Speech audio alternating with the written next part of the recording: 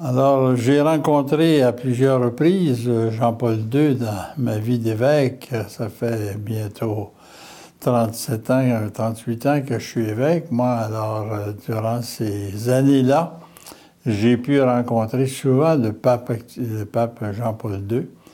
Et j'ai toujours été frappé par la vie intérieure de cet homme. Je l'ai vu dans toutes sortes de circonstances. On a pris des repas ensemble. Nous avons assisté à des réunions ensemble. Il est venu ici à Montréal et j'ai eu l'occasion de le rencontrer avec Monseigneur Grégoire et son secrétaire à l'époque. Alors, je pense assez bien connaître ce pape qui, en tout cas, s'est jamais démenti. Pour moi, ça reste un pape absolument extraordinaire et je vous avoue que sa sainteté ne me surprend pas.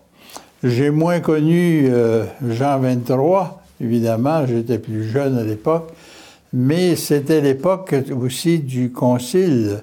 Et lorsque le concile a eu lieu, dans les années 62, 63, par là, moi, j'étais aux études en Europe. Alors, évidemment, on suivait de très près tous les textes du concile que les pères votaient chaque jour, en quelque sorte, dans l'ordre où ils les ont émis. Et c'était pour nous un moment fort important de l'Église, puisque le pape permettait d'ouvrir les fenêtres. Pendant des siècles, l'Église avait été un peu rigide dans ses positions. On a marché avec le Concile de Trente. Il reste que les conciles avaient marqué l'Église et devaient le faire à l'époque. Mais avec Jean XXIII, c'était une ouverture très, très grande. Malheureusement, on ne l'a pas gardé aussi longtemps qu'on aurait aimé garder le bon pape Jean, qui a eu comme successeur Paul VI, qui peut-être un jour aura lui aussi sa place dans la catégorie des saints. Alors, de Jean-Paul II, je garde le souvenir particulièrement de sa visite à Montréal. On sait qu'il était venu ici comme cardinal 2 fois, à ma connaissance, avant d'être pape. Il profitait de ses vacances d'été pour visiter les différentes églises polonaises. Et nous avions à ce moment-là, je pense, ces 3 églises polonaises dans le diocèse. Et il était venu comme cardinal rencontrer ses compatriotes, dire des messes. Il venait toujours durant l'été, évidemment, c'était durant sa période de vacances. Et je me souviens d'une de ces visites surtout où Monseigneur Grégoire était parti lui-même en vacances et il m'avait chargé de l'accueillir à l'évêché. Alors, même si ce n'était pas une connaissance très, très grande à ce moment-là, j'avais déjà une connaissance de cet homme qui était particulièrement frappant par sa piété, par sa capacité de réunir des foules, par son amour de la jeunesse, sa nécessité de bâtir des familles chrétiennes. On sait que lui-même avait perdu sa mère très jeune, que son père est mort alors qu'il était lui-même relativement pas très âgé, et il avait développé un grand amour pour la famille, et si bien que, en le canonisant, le pape François a pu dire de lui qu'il a été le pape de la famille. En 84, il a fait un voyage absolument mémorable au Canada. C'est un voyage qui, je pense que c'est un des plus longs qu'il a fait dans un seul pays. Il était arrivé ici au début septembre, à la mi-septembre à peu près, et il avait passé dans le diocèse deux jours. Il était arrivé ici le soir, il arrivait à ce moment-là de Trois-Rivières et de Québec, et il avait couché à l'évêché pour se préparer à sa journée du lendemain. Et tous les événements qui ont eu lieu à Montréal ont été marquants. D'abord, c'était un horaire absolument chargé. Il commençait sa journée par la rencontre des prêtres à l'oratoire Saint-Joseph. Alors, il y avait, je pense, au-delà de 1200 à 1500 prêtres venus d'un peu partout dans le Québec. Il était venu rencontrer le pape à l'oratoire Saint-Joseph.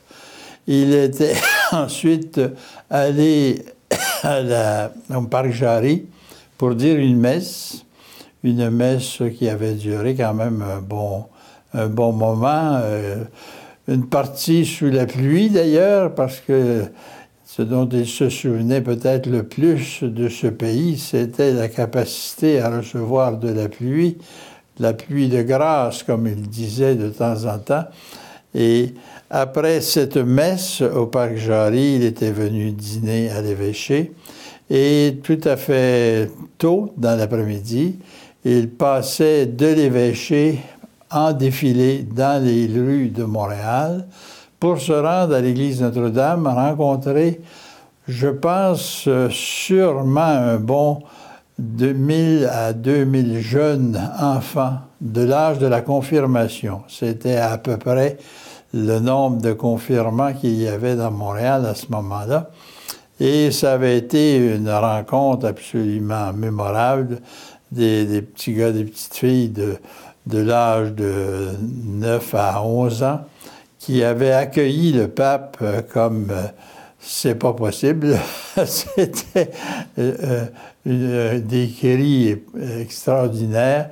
Et même si on avait un horaire très, très chargé, je m'étais dit en entrant, nous venons de perdre le contrôle de notre horaire. Je suis sûr que le pape va rester ici pendant un bon moment, ce qui de fait s'est produit. Et après le parc à l'église Notre-Dame, il s'est dirigé vers le stade olympique pour cette mémorable rencontre avec les 20 000 jeunes au moins venus des 4 coins de la province, des jeunes de 18 ans et plus, qui avaient donné ce fameux spectacle de la Colombe, où Céline Dion avait chanté la fameuse chanson « Une colombe est partie en voyage ». Et à ce moment-là, cette journée s'était terminée sur cette rencontre où il y avait, je pense, à peu près 700 ou 800 jeunes filles qui avaient fait dessiner par une danse dans le stade olympique une immense colombe qui accompagnait la chanson de Céline Dion à l'époque, qui était elle-même une jeune de 17 ou 18 ans. Et il avait regagné ensuite l'évêché pour repartir le lendemain matin à l'aéroport de Dorval pour aller se rendre à Saint-Jean, à Terre-Neuve, commençant ainsi par les diocèses fondateurs, Québec, Trois-Rivières, Montréal, et ensuite, eh bien, il entreprenait cette grande visite qui a duré, je pense, une dizaine de jours. Et pendant cette dizaine de jours, on a pu dire que le Canada entier était en retraite, en ce sens que tout le monde regardait la visite du pape. Chaque église avait préparé des rencontres avec lui, avec différents groupes. Et on peut dire que ça a été une période de grâce absolument extraordinaire, d'abord à cause de la longueur. Il n'avait pu se rendre toutefois chez les Indiens. Il devait faire une visite auprès de nos frères et nos sœurs de race indienne, notamment dans l'ouest du pays. Malheureusement, la température ne permettait pas aux avions de se rendre à cet endroit. Il leur avait promis d'y retourner un peu plus tard dans un autre voyage promesse qu'il a accomplie 2 ou 3 ans après, je pense, dans un de ses voyages aux États-Unis. Il était venu faire un petit détour au Canada pour rencontrer les Autochtones auxquels il était très attaché. On sait comment le pape Jean-Paul II avait un amour des peuples minoritaires. Et c'est un peu ce qu'il a fait. Il nous a laissé des messages absolument extraordinaires. Ces textes ont été publiés, ont beaucoup servi à l'Église d'ici, en ce sens qu'il a amené une réflexion et c'était sa manière de nous dire à nous, n'ayez pas peur, un peu ce qu'il avait fait en Europe quand il a été élu pape, il avait dit à son propre pays, la Pologne, n'ayez pas peur, et on sait que cette demande de courage a marqué l'Église et beaucoup d'observateurs, en tout cas politiques, remarquent aujourd'hui que ça a eu une influence énorme, même au plan politique, dans son pays, pour amener la chute ou le renversement notamment du mur de Berlin et du régime politique en Allemagne qui s'était réunifié par la suite, et pour libérer, en quelque sorte, beaucoup de ces pays de l'Est de l'Europe du joug communiste, et le pape y a joué un rôle absolument certain. Je garde de lui le souvenir aussi d'un homme qui, chaque fois qu'on allait à Rome, nous recevait. Moi, j'ai fait partie de plusieurs comités à Rome comme cardinal, et à chaque fois que nous avions une rencontre à Rome, il prenait au moins un repas avec nous. Il aimait beaucoup recevoir des gens. Et c'était très simple, c'était toujours dans l'amitié que ces choses-là se faisaient. C'était un homme qui savait jouir de la vie. Il riait facilement, on lui contait des histoires et ça l'amusait beaucoup. Et sa maladie commençait tranquillement et on a pu le voir dépérir tranquillement.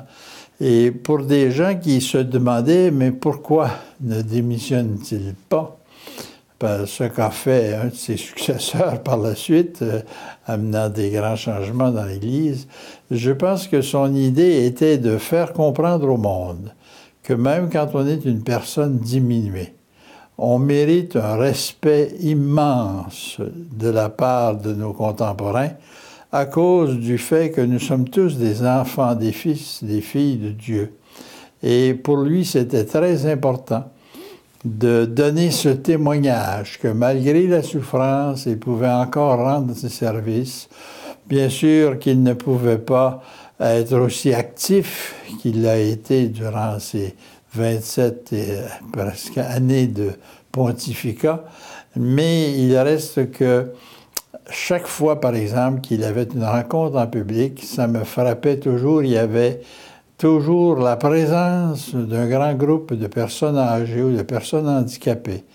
Et ce que j'ai vu peut-être de plus beau dans ma vie, comme pour comprendre ce témoignage du pape Jean-Paul II, ça a été la figure que ces gens-là avaient lorsqu'ils voyaient cet homme qui était déjà très malade, mais qui, avec courage, continuait à accomplir sa mission, continuait son rôle de priant, et qui était toujours très impressionnant. J'ai eu la chance à plusieurs reprises, moi, de célébrer la messe avec lui, soit dans des grandes cérémonies à l'intérieur de Saint-Pierre de Rome. Je me souviens, entre autres, quand il a canonisé Marguerite Diouville, mais aussi quand il nous recevait en plus petit groupe dans sa chapelle, 10, 15, 20 personnes, et qu'il priait devant nous et qu'il priait avec nous, nous rencontrant par la suite pour les visites que nous devions faire à tous les 5 ans au niveau du Saint-Père. Et c'était toujours un message d'espérance, un message de joie, un message d'annoncer Jésus-Christ dans tout ce qu'il faisait. Et c'est pourquoi je n'ai pas été surpris lorsque le pape François a décidé de passer outre un peu aux formalités qui sont celles habituellement de la congrégation des saints, en allant peut-être plus rapidement, mais en respectant quand même les normes qui exigent des miracles, signe que Dieu approuve la conduite de l'Église en faisant un saint ou une sainte. Et c'est pourquoi ces deux hommes, Jean 23 et Jean-Paul II, ont été canonisés aussi rapidement après leur mort et qu'ils ont continué à marquer l'Église, on peut même dire, à marquer toute une jeunesse. Je pense que ceux qui ont eu la chance, comme moi en tout cas, d'assister à plusieurs rencontres des jeunes, ces journées mondiales de la jeunesse, moi j'en ai fait au moins 4 ou 5 à travers les différents pays où ça se tenait. Et les visites du Saint-Père, les centaines de milliers de jeunes que réunissaient ces rencontres-là, bien nous permettaient de voir jusqu'à quel point ils croyaient aux jeunes et qu'ils comptaient sur eux pour faire cette nouvelle évangélisation que ses successeurs, d'ailleurs, ont continué à faire, que ce soit Benoît XVI ou que ce soit le pape François. Tous, on continue actuellement ce grand travail de réévangélisation.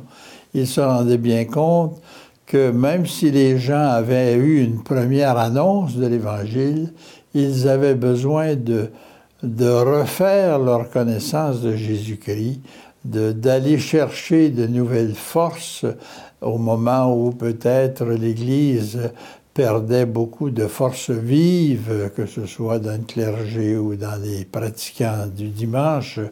Eh bien, on sentait bien que le pape comptait sur les jeunes pour aller chercher des jeunes. Et on constate qu'il y a actuellement, dans toute une jeunesse, beaucoup de jeunes qui ont été marqués par la personnalité de cet homme.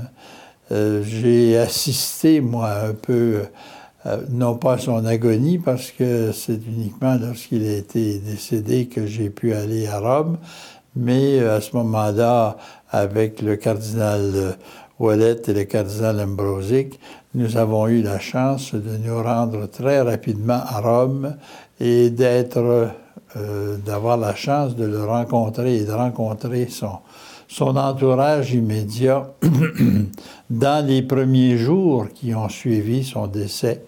Et nous avons pu vivre tous ces événements de son enterrement, la rencontre de centaines de milliers de jeunes qui ont prié pour lui jusqu'à la fin, qui le veillaient jour et nuit, comme on veille un malade qui est à l'agonie, et qui suivaient par des bulletins de nouvelles l'état de santé du Saint-Père, et finalement, cet enterrement qui a été un événement absolument marquant dans l'histoire de l'Église, et on peut dire que pour lui, ça a été le couronnement, et déjà se faisait voir ces immenses pancartes que tenaient les jeunes, Santo Subito, faisons-en un saint immédiatement. Alors, je pense que tout cela a été fort impressionnant. Il y avait des journalistes qui venaient du monde entier, des hommes d'État.